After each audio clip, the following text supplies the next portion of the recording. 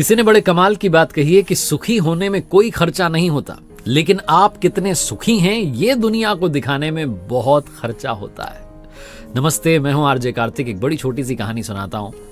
एक प्लेन जो था एक शहर से दूसरे शहर में उड़ान भरने के लिए तैयार था। ये दिल्ली से मुंबई की फ्लाइट थी और उस प्लेन में एक खूबसूरत महिला आकर के अपनी सीट पर बैठी और जैसे ही वो अपनी सीट पर आकर के बैठे उन्होंने देखा कि उनके पास वाली सीट पर एक ऐसे व्यक्ति बैठे हुए थे जिनके दोनों हाथ नहीं थे।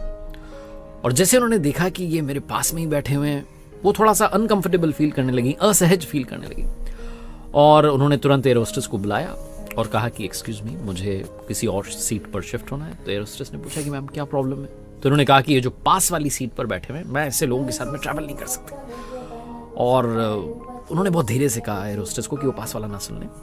और उसके बाद में एयर होस्टेस ने कहा कि ma'am give me some time, मैं वापस आती हूँ, आपको बताती हूँ कहीं कुछ अगर एडजस्टमेंट हो सकता है।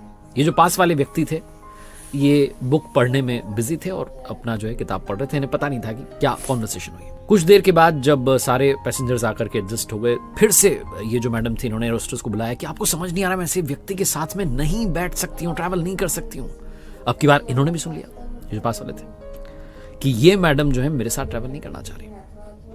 और कहने लगी कि समझ देख नहीं रहा, आपको दिख नहीं पा रहा है कि उनके दोनों हाथ नहीं है, बोले जा रही थी। एयर होस्टेस ने कहा ma'am please allow me some time, एक बार प्लेन टेक ऑफ हो जाए उसके बाद देखते हैं कहाँ कुछ एडजस्टमेंट हो सकता है, आपकी सीट को कर देंगे, कहीं ना कहीं आपको शिफ्ट कर देंगे। प्लेन ने टेक ऑफ किया मुंबई के लिए। जब प्लेन आसमान में था, एयर होस्टेस आई और आकर के इन मैडम से कहने लगी कि मैडम, हमारे जो फ्लाइट के कैप्टन हैं उन्होंने एक बहुत ही इंपॉर्टेंट डिसीजन लिया है और ऐसा फैसला तो आज तक हमने कभी नहीं किया। बोले क्या फैसला किया? बोले ये कि हम पहली बार किसी पैसेंजर को इकोनॉमी से बिजनेस क्लास में शिफ्ट करने जा रहे हैं। ये जो खूबसूरत से दिखने वाली मोहतरमा थी, इनके चेहरे पर मुस्कान थी कि वाह क्या बात है, मतलब मुझे बिजनेस क्लास में शिफ्ट कर रहे हैं, मेरी बात सुन ली गई है। एयर होस्टेस ने आगे कहा कि मैम, जो आपके पास वाले पैसेंजर हैं जिनसे आपको दिक्कत हो रही है, हम इन्हें बिजनेस क्लास में शिफ्ट कर रहे हैं।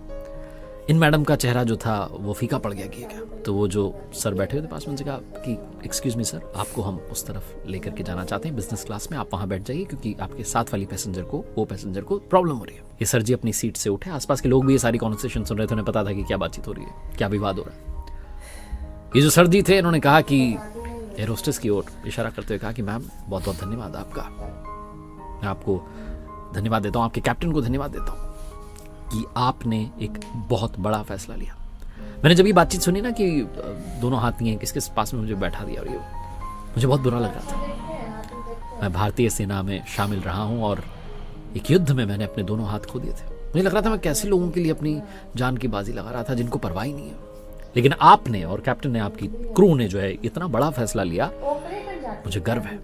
जैसे उन्होंने बोला सारे लोग ताली बजाने लगे, सबने जो है भारत माता की जय हो, जयकार के नारे गूंजने लगे। ये जो मोहतरमा थी खूबसूरत से दिखने वाली, ये चुपचाप उदास होकर के बैठ गई। बहुत छोटी सी कहानी है। कहानी का सार ये समझाता है कि हम लोग सीरत पर ध्यान नहीं देते, हम में से बहुत सारे लोग सूरत पर ध्यान दे रहे होते हैं।